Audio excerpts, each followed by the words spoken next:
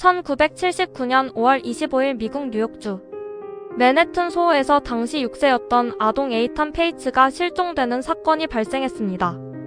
에이탄 페이츠는 당일 오전 처음으로 부모 동행 없이 혼자 스쿨버스를 타기 위해 집을 나섰습니다. 집에서 웨스트 브로드웨이에 위치한 버스 정류장까지의 거리는 약 2블록이었습니다. 당시 소호 지역은 현재와 달리 공장과 창고가 밀집하고 인적이 드문 낙후된 구역이었습니다. 에이탄 페이츠는 검은색 모자와 파란색 바지, 스니커즈를 착용하고 있었습니다. 그러나 에이탄 페이츠는 스쿨버스에 탑승하지 않았으며 학교에도 등교하지 않았습니다. 오후가 되어도 아이가 귀가하지 않자 어머니 스탠 페이츠가 경찰에 실종 신고를 접수했습니다. 뉴욕 경찰청은 수백 명의 경찰 인력과 탐지견, 헬리콥터를 동원해 맨해튼 소호 전역을 수색했습니다. 이웃 주민들도 참여해 수천 장의 실종 전단지를 뉴욕 시내에 배포했습니다. 수색팀은 인근 건물 지하실, 환기구, 쓰레기 수거장 등을 전수조사했으나 소지품이나 의복을 발견하지 못했습니다. 실종 직후 뉴욕 대중교통국은 버스 노선과 지하철역 내부를 확인했으나 흔적을 찾지 못했습니다. 이 사건은 미국 언론의 집중적인 보도를 받으며 전국적인 주목을 받기 시작했습니다. 실종 아동을 찾기 위해 미국 전역의 유통업체들이 우유곽 표면에 에이탄 페이츠의 얼굴과 인적사항을 인쇄해 배포했습니다. 이는 미국 역사상 실종 아동의 정보를 우유곽에 실어 제보를 유도한 최초의 사례로 기록되었습니다. 1980년대 초반 미국 전역의 약 700개 이상의 유통업체들이 이 우유곽 광고 캠페인에 동참했습니다.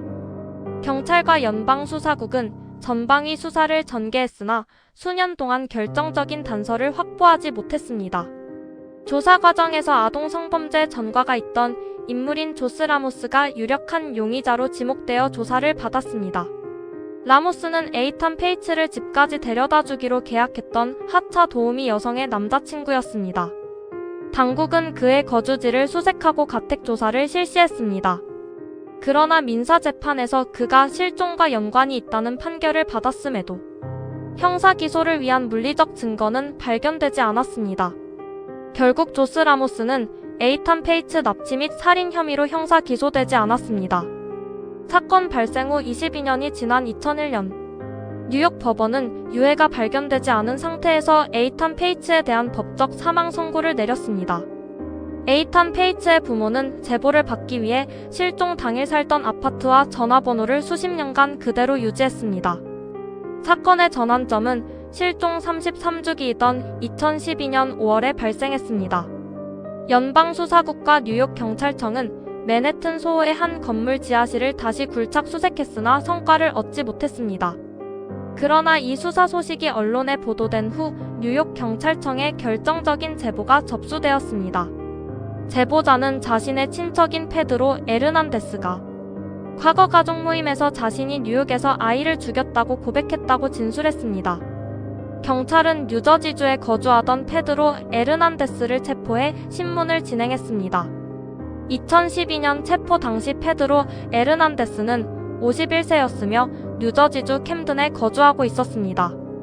에르난데스는 1979년 실종 당일 에이탄 페이츠가 버스를 타러 가던 길목에 위치한 식료품점의 직원이었습니다.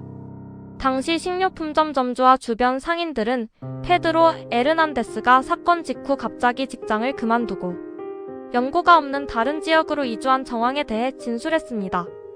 에르난데스는 경찰 조사에서 에이탄 페이츠에게 탄산음료를 주겠다고 제안해 식료품점 지하실로 유인했다고 자백했습니다. 그는 지하실에서 에이탄 페이츠의 목을 졸라 살해한 후 시신을 비닐봉지와 플라스틱 상자에 담았다고 진술했습니다. 이어 해당 상자를 인근의 쓰레기 수거장에 유기했다고 진술했습니다.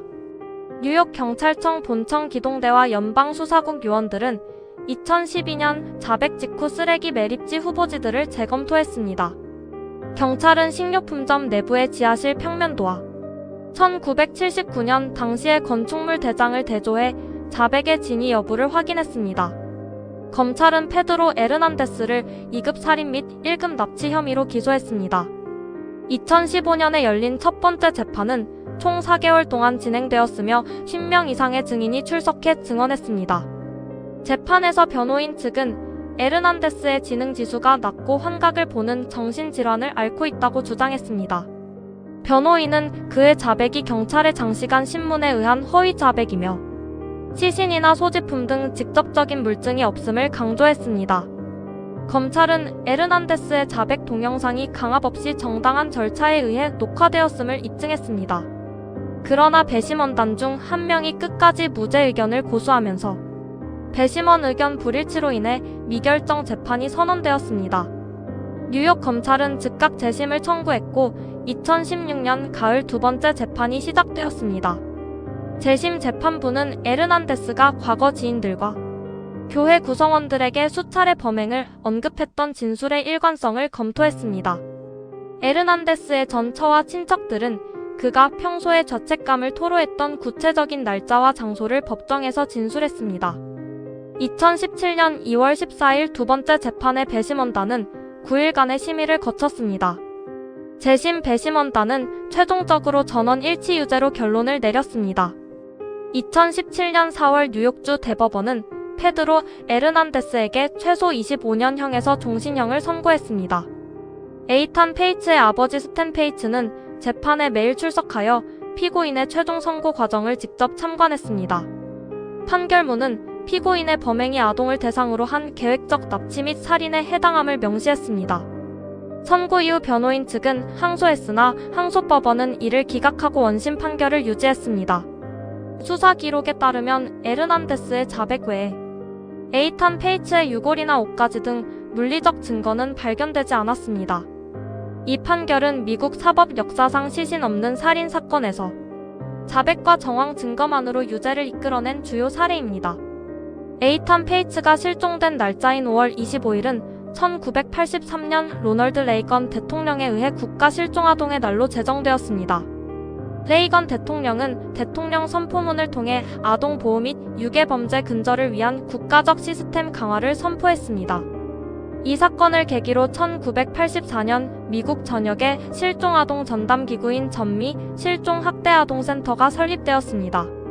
전미 실종학대아동센터는 에이탄 페이츠 사건 이후 24시간 핫라인 체계를 도입해 연간 수만 건의 제보를 처리하기 시작했습니다. 또한 공공장소 및 미디어를 통해 실종 아동의 정보를 신속하게 전파하고 수색하는 현대적 시스템이 구축되는 계기가 되었습니다. 2017년 최종 판결 이후에도 범인 측의 상소 과정이 이어졌으나 최종적으로 미국 연방 대법원이 하급심의 유죄 판결과 종신형 선고를 최종 확정했습니다. 이에 따라 페드로 에르난데스는 새로운 재판 없이 최소 2037년 가석방 심사 전까지 교도소에 계속 수감됩니다. 뉴욕 경찰청은 관련 공식 미제 수사를 완전히 종료 처리했습니다. 실종 직후 뉴욕 경찰청이 개설한 특별 핫라인에는 초기 수개월 동안에만 약 수천 건이 넘는 제보가 접수되었으나 유의미한 단서는 발견되지 않았습니다. 뉴욕주 대법원의 선고 직후 검찰 측은 공식 성명을 통해 본 판결이 장기 미제 아동 실종 사건의 수사 방식에 중요한 전환점이 될 것임을 공표했습니다. 오늘 영상이 흥미로우셨다면 구독과 좋아요 부탁드립니다. 감사합니다.